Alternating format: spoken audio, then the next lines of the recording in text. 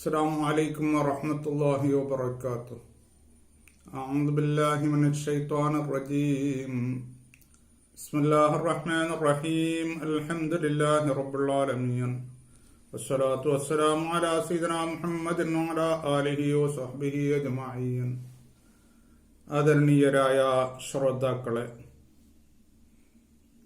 പാനീയങ്ങളെപ്പറ്റി, കുടിക്കുന്നതിനെപ്പറ്റി, അതിൻ്റെ രൂപത്തെപ്പറ്റി നാം ചുരുക്കത്തിൽ മനസ്സിലാക്കി. ഇനി അത് ഏത് തരത്തിലുള്ള പാനീയമായിരിക്കണം എന്നുള്ളതാണ് ഇന്നത്തെ വിഷയം.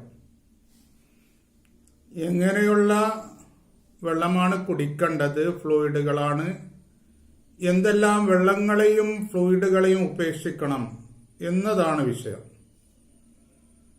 ആദ്യം നമുക്ക് ചൂടുവെള്ളത്തെപ്പറ്റി സംസാരിക്കാം. കുടിക്കേണ്ട വെള്ളം ചൂടുവെള്ളമായിരിക്കണം. പലരും തണുത്ത വെള്ളം ഫ്രിഡ്ജിൽ വെച്ചതോ ഐസിന്റെ വെള്ളമോ കുടിക്കുന്നുണ്ട്. അതിനെപ്പറ്റി ഇൻഷാ അല്ലാഹ് അടുത്ത് നമുക്ക് പറയാം. കുടിക്കുമ്പോൾ എപ്പോഴും വെള്ളം ചൂടാക്കി കുടിക്കണം. നല്ലോണം തിളപ്പിച്ച് വീണ്ടും കുടിക്കുന്ന സമയത്ത്, രാത്രി തിളപ്പിച്ചിട്ടുണ്ടെങ്കിലും കുടിക്കുന്ന സമയത്ത് ഒരു ഇളം ചൂട് കുടിക്കൽ പിന്നെയും നല്ലതാണ്. അപ്പോഴേക്കൊരു ചോദ്യം ഉണ്ടാകുന്നു, കിണറ്റിന്റെ വെള്ളം നല്ലതല്ലേ, നാച്ചുറൽ വെള്ളമല്ലേ എന്ന്. ശരിയാണ്, അത് കുഴിക്കുമ്പോഴേക്ക് കിട്ടുന്ന വെള്ളം ശരിയാണ്. പിന്നീട് പല ബാക്ടീരിയകളെല്ലാം, ഇന്ന് ലോകത്തിൽ തന്നെ ബാക്ടീരിയകൾ കുന്നുകൂടുന്ന കാലമാണല്ലോ, ഇതെല്ലാവർക്കും അറിയാം. അതെല്ലാം അതിൽ വീഴുന്നത് കൊണ്ട്, അതിലുണ്ടാകുന്നത് കൊണ്ട് തിളപ്പിക്കണം എന്നാണ് ശാസ്ത്രജ്ഞന്മാർ പറയുന്നത്. ഡോക്ടർ അക്ബർ കൗസർ അദ്ദേഹത്തിന്റെ പ്രവാചകമരുത്വം എന്ന് പറയുന്ന തമിഴിലുള്ള ഗ്രന്ഥത്തിലും പറഞ്ഞത് അങ്ങനെയാണ്. എപ്പോഴും തിളപ്പിച്ച് നല്ല ചൂടാക്കിയിട്ടേ വെള്ളം കുടിക്കാവൂ എന്ന്. അതുപോലെ തന്നെ ഡോക്ടർ ഗോപിനാഥ് പിള്ളയും ഇതില് വരുന്ന ബാക്ടീരിയകളെ പറ്റി നന്നായിട്ട് പറഞ്ഞിട്ടുണ്ട്. എന്തുകൊണ്ടും ഇന്നത്തെ കാലം പുഴയിലാണെങ്കിലും കുളത്തിലാണെങ്കിലും കിണറ്റിലാണെങ്കിലും എവിടെയാണെങ്കിലും ഇപ്പൊ ബാക്ടീരിയകള്, ഫംഗസുകളെല്ലാം കുന്നുകൂടുന്ന കാലമായതുകൊണ്ട് എന്തുകൊണ്ടും തിളപ്പിച്ച് കുടിക്കണം. അല്ല എങ്കിൽ പല ജാതി രോഗങ്ങൾ വരാൻ ഏറെ സാധ്യതയുണ്ട്. വെള്ളം തിളപ്പിച്ചാലുള്ള, ചൂടാക്കിയാലുള്ള നമുക്ക് ഗുണങ്ങൾ എന്താ? നമ്മുടെ ശരീരത്തിൽ അത് ഡീടോക്സിഫൈ ചെയ്യും. നമുക്ക് പിന്നെ ഇൻഡൈജഷൻ, ദഹനക്കുറവുണ്ടാവുകയില്ല. അതേപോലെ തന്നെ അഴുക്കുകളെല്ലാം വയറ്റിന്റെ അകത്തുള്ളതിന് അത് നീക്കും. പിന്നീട് നമ്മുടെ ബൗൾ മൂവ്മെന്റിന്, അതായത് മലബന്ധം ഉണ്ടാവുകയില്ല. ചുരുക്കത്തില് ചൂടുവെള്ളം കുടിച്ചാല് നേരെ ദഹിക്കുന്നത് വളരെ ഈസി ആയിരിക്കും, നേരെ ദഹിക്കും. അതേപോലെ തന്നെ നമ്മുടെ ഭാരങ്ങൾ അത് കുറക്കും. വെയിറ്റ് കൂടുതൽ പിന്നെ ഉണ്ടാവുകയില്ല. മൂക്കടപ്പുകളൊന്നും ഉണ്ടാവുകയില്ല, അതിനൊക്കെ ഇല്ലാണ്ടാക്കും. നമ്മുടെ ബ്ലഡിന്റെ സർക്കുലേഷൻ, ശരീരം എന്ന ലോകത്തിൽ എല്ലായിടത്തേക്കും രക്തം ചലിക്കണമല്ലോ, അത് നന്നായിട്ട്, പിന്നെ അതിന്റെ ചലനമൊക്കെ നന്നായിട്ട് നടക്കും. നമ്മുടെ നെർവസ് സിസ്റ്റം എല്ലാം, ഞരമ്പിന്റെ സിസ്റ്റങ്ങൾ, മൊത്തം ഞരമ്പുകളൊക്കെ വളരെ ക്ലിയറായിട്ട് അത് പ്രവർത്തിക്കും. പിന്നീട് ഈ ചൂടുവെള്ളം കുടിക്കുന്നവരുടേത്. ചൂടുവെള്ളം അല്ലാത്ത സാധാ വെള്ളം കുടിക്കുന്നവർക്ക് ഈ ഗുണങ്ങൾ കിട്ടൂല. ഐസിന്റെ വെള്ളം കുടിക്കുന്നവർക്ക് പിന്നെ ഒരുപാട് രോഗങ്ങളാ ഉണ്ടാകുന്നത്. ഇൻഷാ അല്ലാഹ് അടുത്ത് പറയാം. അതേപോലെ തന്നെ ഈ കുട്ടികൾക്ക് മെൻസ്ട്രുവൽ ക്രാംപ്സുകൾ ഉണ്ടാകുന്നല്ലോ, അതിനൊക്കെ വളരെ നല്ലതാണ്. അവരുടെ ആ പീരിയഡിന്റെ സമയത്ത് പെൺകുട്ടികൾക്ക് ഉണ്ടാകുന്ന സങ്കോചങ്ങൾ, വയറ്റിന്റെ അകത്ത് വേദനകൾ, അതിനൊക്കെ കുറക്കാൻ നല്ലതാണ്.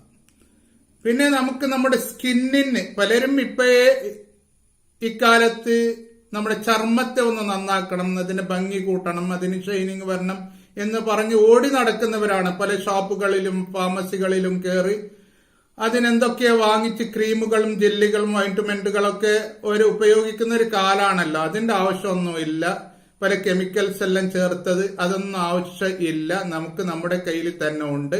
ഈ ചൂടുവെള്ളം അത് നാം നിത്യമായിട്ട് കുടിക്കുകയാണെങ്കിൽ നമ്മുടെ ഏജിങ് പ്രിമേച്ചർ ഏജിങ് ഉണ്ടാവുകയില്ല എന്ന് പറഞ്ഞാൽ പിന്നെ പ്രായം അങ്ങനെ തോന്നിക്കൂല. ഒരു 50 വയസ്സ് ആണെങ്കിലും ഒരു 30-35 പോലെ ചിലപ്പോ അത്രമാത്രം വ്യത്യാസങ്ങൾ കാണിക്കും. അതേപോലെ സ്കിന്ന് വളരെ ഹെൽത്തി ആയിരിക്കും. നമ്മുടെ ചർമ്മത്തിന് വലിയൊരു ആരോഗ്യം ചൂടുവെള്ളം കുടിക്കുന്നത് കൊണ്ട് കിട്ടും. ഇൻഫെക്ഷന്റെ റൂട്ട് കോസസ് ആയ ഇൻഫെക്ഷൻ ഉണ്ടാകാനുള്ള കാരണങ്ങളൊക്കെ അത് ഇല്ലാണ്ടാക്കും ഈ ചൂടുവെള്ളം. നമ്മുടെ മുടിക്ക് നല്ലൊരു വളർച്ച ഉണ്ടാക്കും. ഇന്ന് പലരും കംപ്ലൈന്റ് പറയുന്നതാണ് മുടിയുടെ വളർച്ചയെപ്പറ്റി. മുടിയില്ല, കൊഴുതു പോകുന്നു, ഇങ്ങനെ പല പ്രശ്നങ്ങളും. അതേപോലെ ഡാൻഡ്രഫിനെ അത് തടയും. ഡാൻഡ്രഫ് ഉണ്ടാവില്ല, താരം ഉണ്ടാവുകയില്ല, താരങ്ങളെ നീക്കും. അതേപോലെ മുടിക്ക് നാച്ചുറൽ വൈറ്റാലിറ്റി അത് കൂട്ടും. എന്ന് പറഞ്ഞാൽ മുടിക്ക് വലിയൊരു ചമക്കദാർ, ഷൈനി, ഒരു തിളക്കം ഉണ്ടാകും. മുടി നല്ല സോഫ്റ്റ് ആയിട്ട്, ഒരു ചകിരി പോലെയല്ല, അത്ര ഒരു കട്ടിയല്ലാതെ നല്ല സോഫ്റ്റ് ആയിട്ട്, നല്ല തിളക്കത്തോടെ, നല്ല വർണ്ണത്തോടെ, നല്ല മുടിയോടെ നമുക്ക് ജീവിക്കാൻ പറ്റുന്ന ഒരവസ്ഥ ഉണ്ടാകും. അതുകൊണ്ട് എല്ലാവരുടെ പറയുന്നത് ചൂടുവെള്ളം മാത്രമേ കുടിക്കാവൂ. എന്തുകൊണ്ടും ചൂടാക്കിയ വെള്ളം. അത് രാവിലെ വെള്ളം കുടിക്കുന്നത് വളരെ നല്ലതാണ്, വളരെ നല്ലതാണ്. അപ്പൊ ഇമാം ഷാഫി റളിയല്ലാഹു അൻഹു പറഞ്ഞിട്ടുണ്ടല്ലോ രാവിലെ വെള്ളം കുടിക്കരുത് എന്ന്. അത് അങ്ങനെ അല്ല, അധികം വെള്ളം കുടിക്കരുത് എന്നാ പറഞ്ഞിരിക്കുന്നത്. അവിടെ അങ്ങനെ തന്നെയാണ്, കസറത്തു ഷുർബി എന്നാണ് കാണുന്നത്.